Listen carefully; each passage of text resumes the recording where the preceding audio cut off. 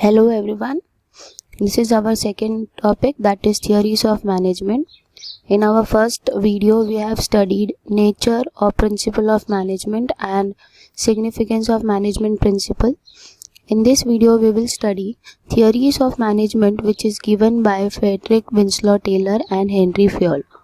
These principles are very important from board exam point of view, so mark this question as very important question.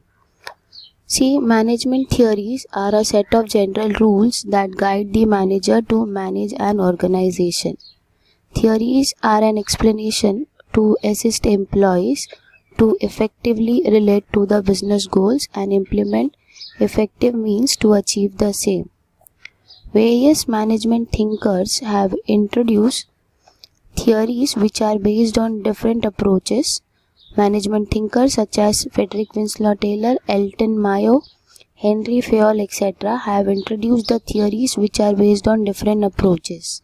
These theories are applicable in all types of organization. With appropriate modification, every manager can use these theories by adding some innovative techniques and strategy. It means these old theories are the basis of modern management theories. Organizations, workforce and society are facing some common problems such as centralization of authority, stress, low motivation, environmental issues, behavioral problem, health problem, work-life balance, accountability, etc. Theories of management definitely provide solution in such issue to the management people.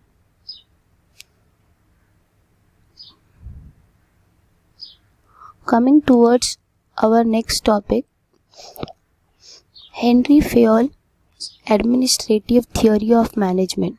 Who is Henry Fayol?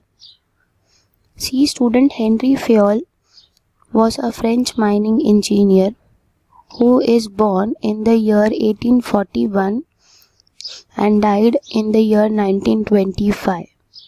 He was a French mining engineer who turned a leading industrialist and a successful manager. He started his career as a mining engineer in a French mining company and rose to the position of chief managing director.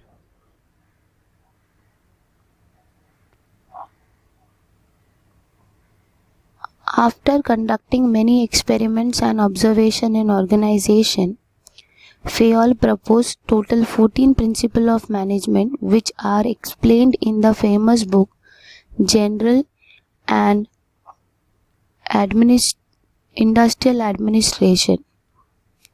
Due to his contribution in development of managerial thoughts, he is called as a father of management, modern management. Fayol suggested 14 principles of management. This statement serves as a guideline for decision making and management action. By seeing this 14 principles, you can identify how management will work.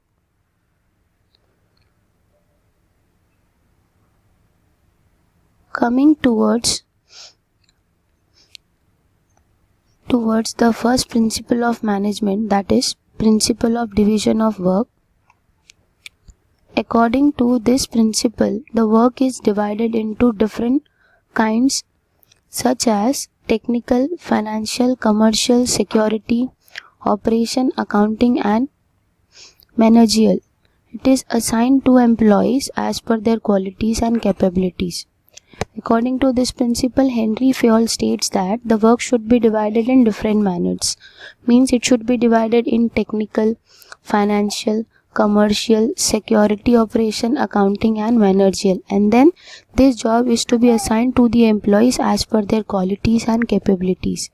It helps in improving efficiency and expertise of employees, which ultimately results to expected productivity level or specialization.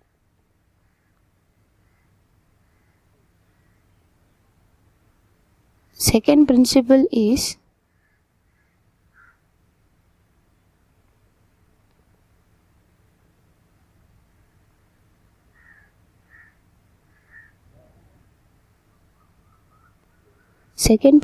is authority and responsibility.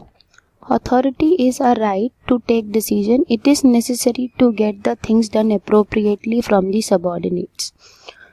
Means authority should be in such a hand that that person should take necessary steps and get the thing done from the subordinate.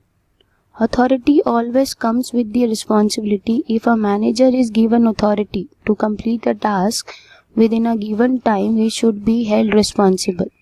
If he does not complete the work in given time, manager should have proper authority to take the managerial decision on his own in respect of the goals.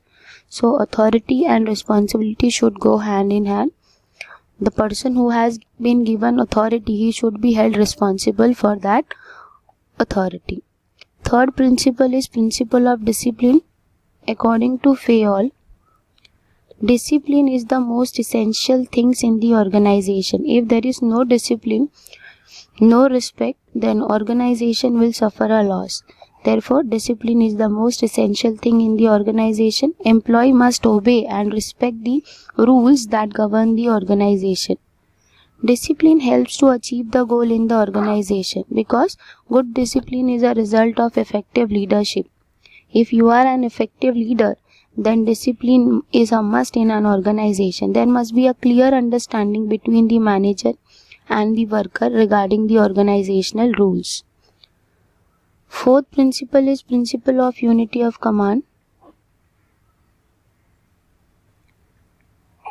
Unity of command means each member of an organization should receive orders from only one superior.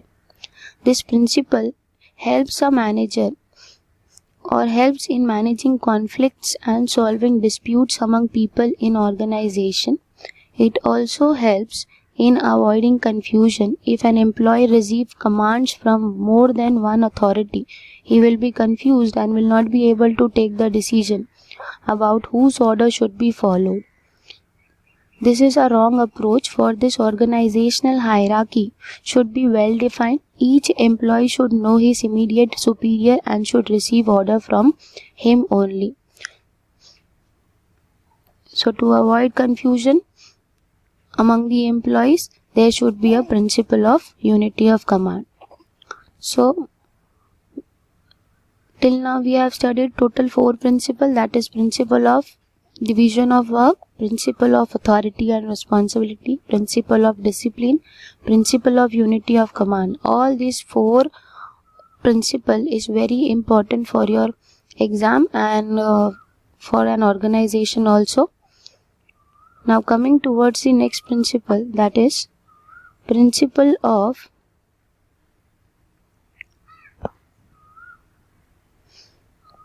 by seeing the diagram also or by seeing the picture also, you can identify if one person is giving direction to all the employees, there would be no confusion among the employees. But if 2 persons is giving orders or commanding the employee, then there would be a confusion whose work should be done first. So to avoid the confusion, there should be a principle of unity of command. Next principle is principle of unity of direction. This principle states that there should be one head and one plan in every organization. Each group in the organization should have the same objective and the group should be directed by one manager using one plan. In this principle, one head should have only one plan in every organization. Each group in the organization should have the same objective and the group should be directed by one manager using single plan. Double plan or having more than one plan again will provide a confusion, will give a confusion among the employees that which plan should be done first. So to avoid a confusion, there should be a one head and that head should use only one plan.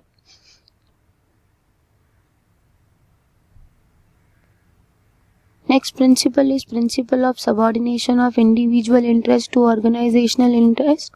According to this principle, the interest of an individual must be given less importance than the interest of the organization.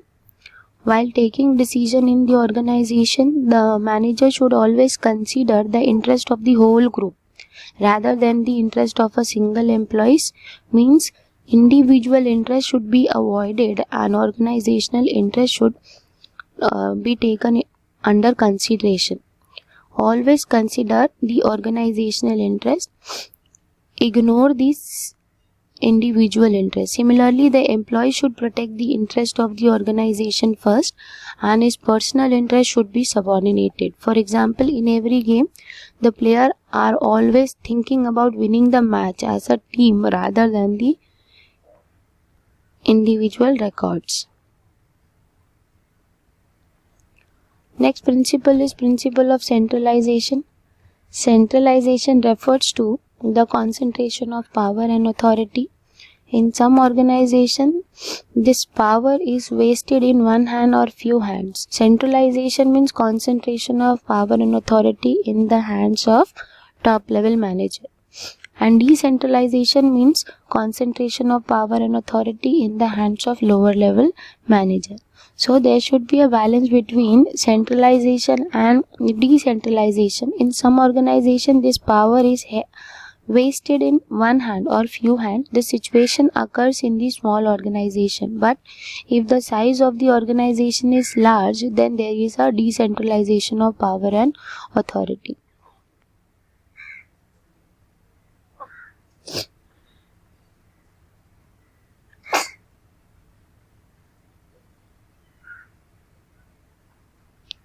According to this principle, there should be a proper balance between centralization and decentralization in the organization. This is to be done according to the size of the organization, nature of the activity.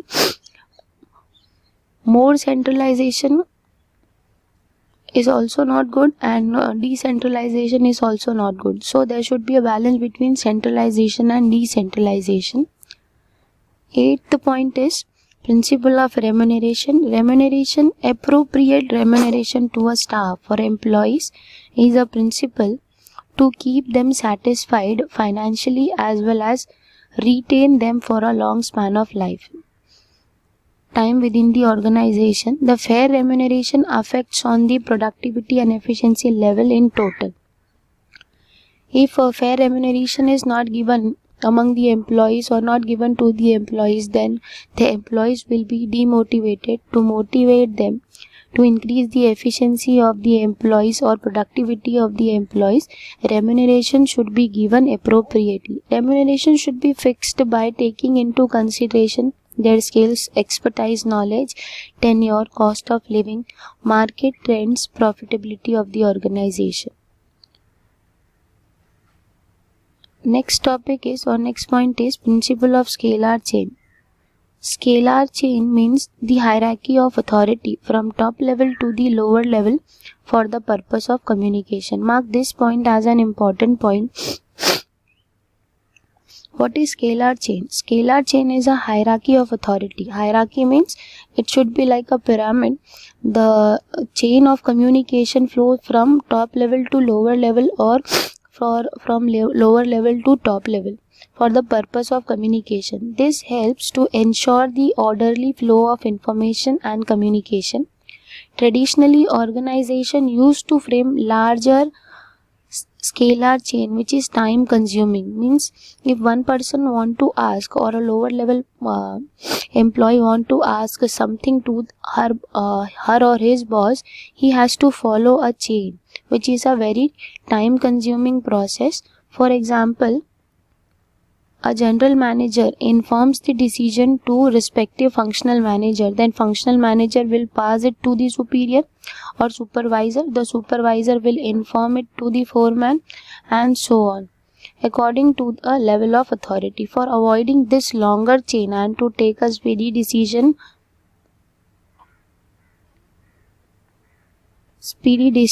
cross communication or direct communication is followed by various organizations which is known as gang plan. For direct communication, proper permission of the authority is needed. See student the diagram. In the above diagram, the communication between D and P should flow through the proper hierarchy. But to avoid delay or in emergency situation, there should be a direct communication. It is